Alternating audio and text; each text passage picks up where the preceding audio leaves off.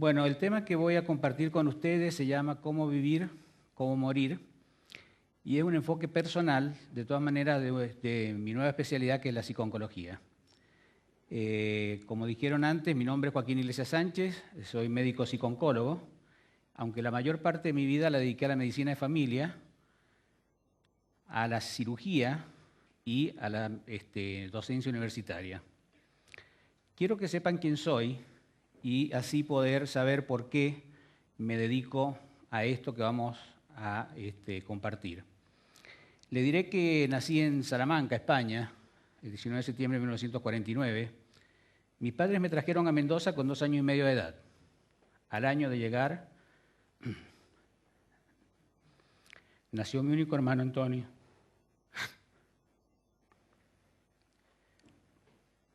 Viví mi niñez en el campo muy feliz y en 1974 me casé con Susana, luego 6 años de novio. Tengo 3 hijos, Próspero, Ricardo y Joaquín. Mi madre tiene 87 años, vive dignamente, totalmente autónoma, y hablamos con mucha frecuencia sobre estos temas, el vivir y el morir. Realicé mi estudio universitario en la Facultad de Ciencias Médicas de la Universidad Nacional de Cuyo, comenzando mi carrera docente en segundo año de la facultad en la Cátedra de Anatomía Normal, actividad de la docencia que desarrollo hasta hoy, que es mi pasión.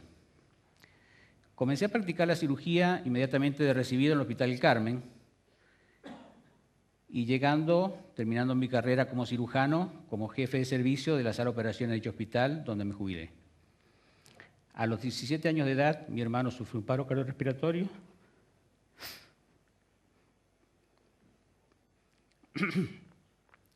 Tuvo lesiones cerebrales irreversibles que lo llevó durante 38 años a depender totalmente de nosotros, en distintas etapas hasta morir.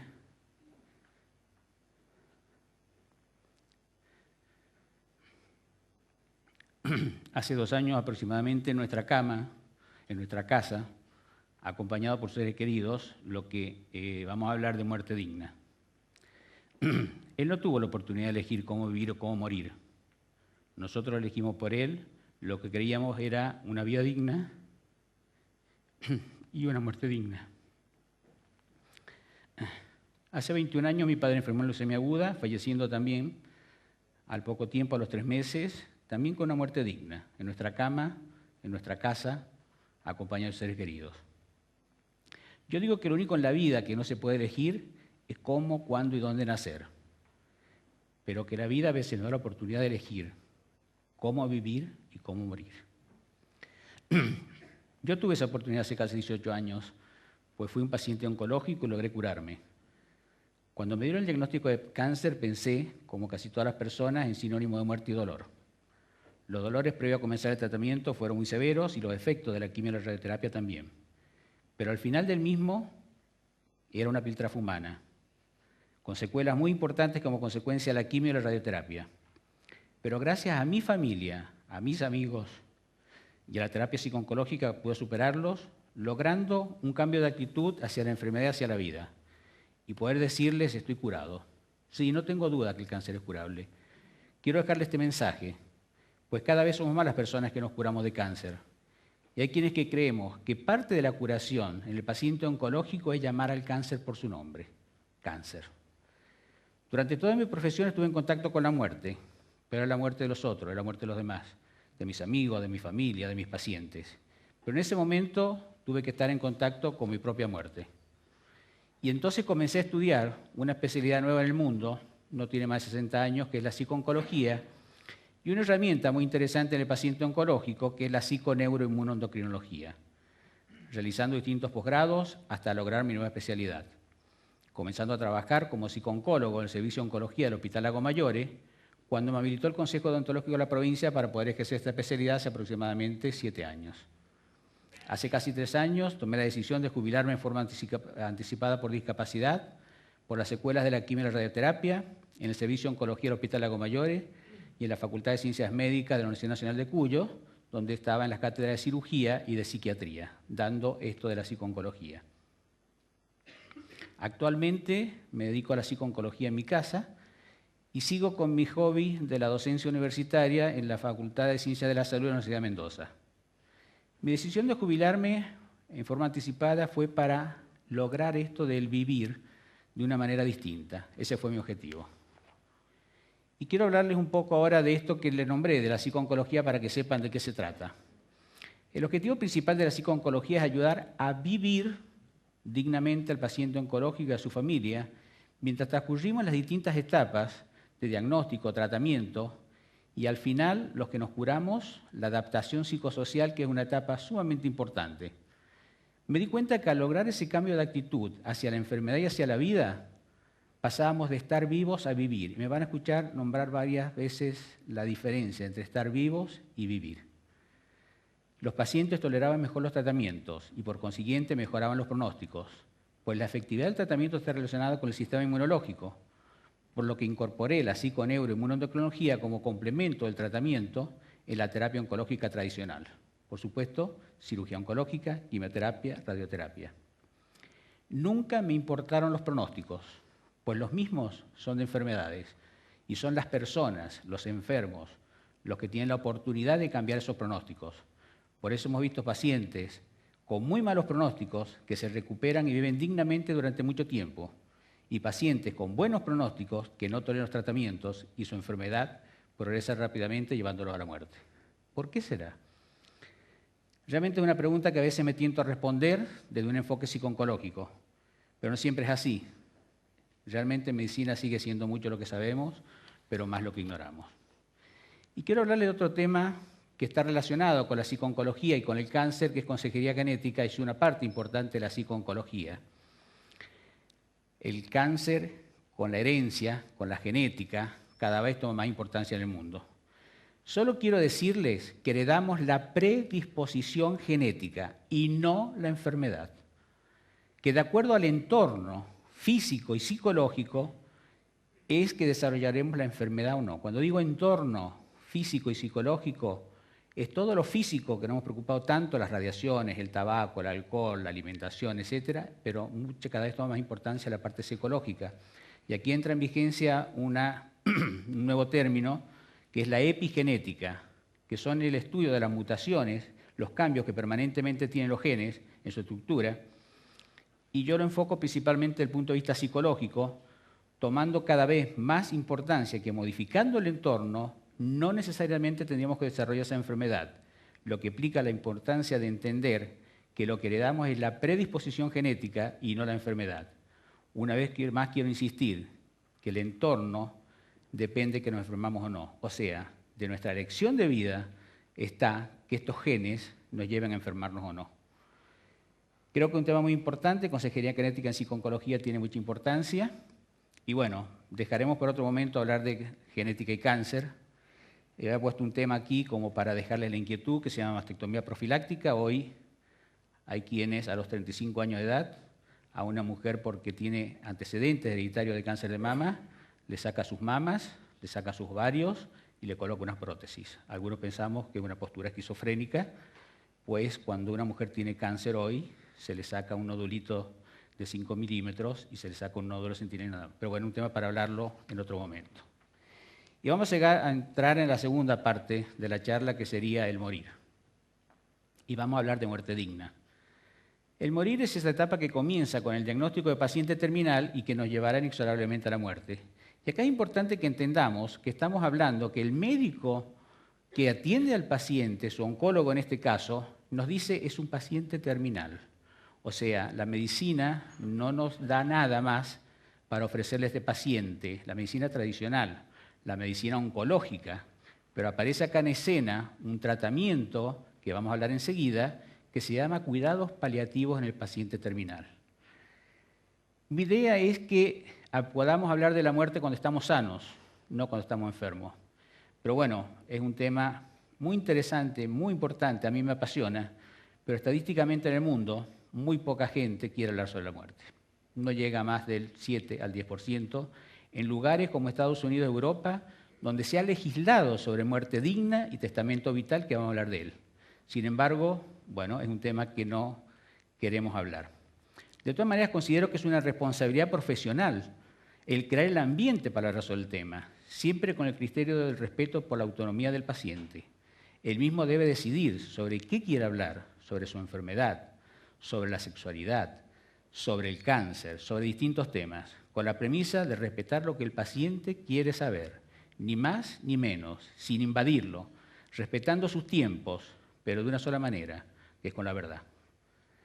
El secreto está cómo, cuándo y dónde hablar de estos temas. De ese cómo, cuándo y dónde dependen los resultados. Estoy convencido que la gente tiene más miedo al sufrimiento físico, psicológico y social al final de la vida que a la muerte misma. Cada uno de nosotros seguramente tendrá una idea sobre el morir y mi opinión es que tenemos que respetarla.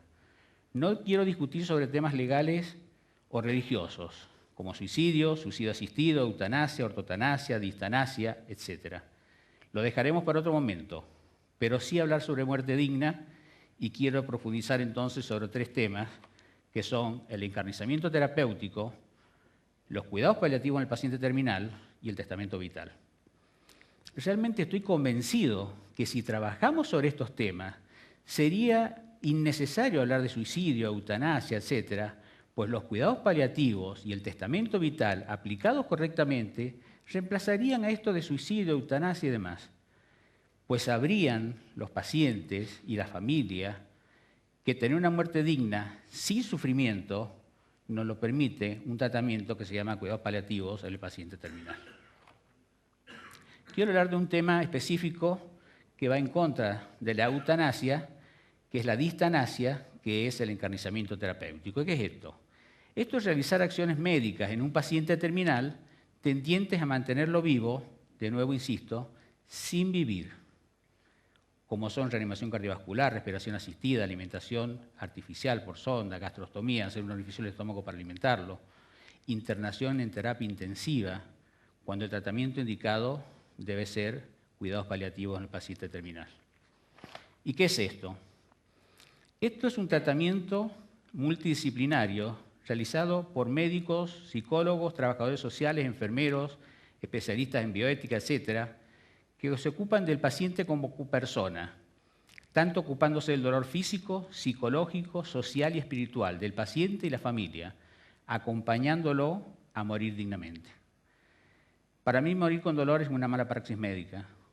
O el médico no hizo bien las indicaciones, o no dedicamos el tiempo suficiente al paciente y la familia para explicarle que no es que no estemos haciendo nada. Tenemos la sensación de decir no estamos haciendo nada, y no es así. Hacerles entender que estamos haciendo un tratamiento médico que se llama cuidados paliativos en el paciente terminal. El mismo puede realizarse con internación domiciliaria o hospitalaria, de acuerdo a la forma de pensar de la persona, cuando hay un testamento vital o ha podido dejarlo expresado correctamente. Si no es así, el grupo de cuidados paliativos, trabajando con la familia, son quienes deciden qué es lo mejor para el paciente y la familia al momento de la muerte. Si es internado o es en su casa. Si es internado, por favor, la premisa es internado en una habitación rodeado de su familia. En nuestro medio existen grupos muy bien formados que trabajan con gran capacidad científica, ética y moral sobre los cuidados paliativos. En el Hospital Central, en la OSEP, en el Hospital Español, en el COIR, bueno, en distintos lugares, grupos muy bien formados que nos pueden ayudar a morir dignamente. El objetivo principal es dar la oportunidad al paciente de poder vivir la muerte. Sí, vivir la muerte es sinónimo de muerte digna. Tener la oportunidad de haber solucionado cuestiones pendientes con familiares, amigos, a veces hasta haber pedido un acompañamiento religioso cuando antes nunca habían pensado en el tema religioso. El paciente debe estar lúcido, sin dolor, aunque a veces al final de la vida el nivel de sufrimiento es insoportable, y es aquí donde debemos ir aumentando la dosis de medicación que lleva al paciente a no tener dolor, pero sí muchas veces a la inconsciencia. Y aquí entra en juego la importancia del testamento vital, pues ya no es el paciente quien decide sobre su vida y sobre su muerte, sino otras personas por él. El testamento vital sí lo reemplazaría. ¿Y qué es esto de testamento vital o voluntad vital anticipada? Esto es un documento que firma el paciente ante escribano con 2 testigos y designando un representante para hacer cumplir el mismo el momento que él no pueda tomar decisiones por su estado de inconsciencia. Dicho tema está muy desarrollado y legislado en Estados Unidos y Europa. Cuando hay historia clínica única, como en estos lugares, en la historia clínica del paciente ya figura el testamento vital y cuál es su forma de pensar al respecto. Por supuesto, el paciente va a estar muy bien informado para poder dejar expresado su deseo de no encarnizamiento terapéutico, explayándose sobre cada tema: tratamiento del dolor, reanimación cardiovascular, uso de respirador, internación en terapia intensiva, alimentación artificial, etc. Solicitar los cuidados paliativos, cómo y dónde. El testamento vital puede ser modificado o revocado en cualquier momento de la vida, como cualquier testamento. En nuestro medio no se encuentra legislado, pero sí tratado entre los derechos de los enfermos, y hay un grupo de abogados en la Universidad de Buenos Aires trabajando sobre su legislación. De todas maneras, también podemos hacerlo ante un escribano con 2 testigos, ¿cierto?, designando un representante, y tiene un valor a nivel de la gente que tiene que tomar decisiones por mí, si bien no tiene un valor legal todavía. El objetivo del testamento vital va enfocado a que sea la persona, en pleno goce de sus facultades mentales, y muchas veces sano, decida sobre estos temas y no un médico, acompañante terapéutico, familiares, etcétera, tome las decisiones sobre él, muchas veces desobedeciendo su forma de pensar. Se puede hacer saber también qué hacer con sus restos luego de morir: velatorio, sí, no, tipo de féretro, sepelio, tierra, mausoleo, cremación, etc. He visto con frecuencia serias discrepancias entre quienes tienen que tomar estas decisiones por creencias o intereses personales que han dejado a familias separadas, cuando lo único que hay que hacer es cumplir con lo solicitado por la persona que ha muerto a través del testamento vital. A veces necesitamos ayuda profesional para tomar estas decisiones. Y creo que la psico-oncología, la especialidad mejor preparada para resolver estos temas, y además que sea el médico, psico-oncólogo o psicóloga, ¿cierto?, que ha acompañado al paciente en todo este camino hasta poder elaborar el tema de la muerte. También pueden ser paliativistas, especialistas en bioética, filósofos, religiosos, que nos acompañan y nos ayudan a elaborar estas cosas. Mi objetivo es crear una conciencia en ustedes, pues deberíamos tener la responsabilidad de decidir por nosotros mismos, como decidimos el cómo vivir, también el cómo morir. Y movilizarlos sobre estos temas para luego poder profundizar sobre cada uno de ellos. Espero haberlo logrado, esa era mi intención, a pesar del poco tiempo para hablar de temas tan importantes como es el cómo vivir y el cómo morir. Muchas gracias.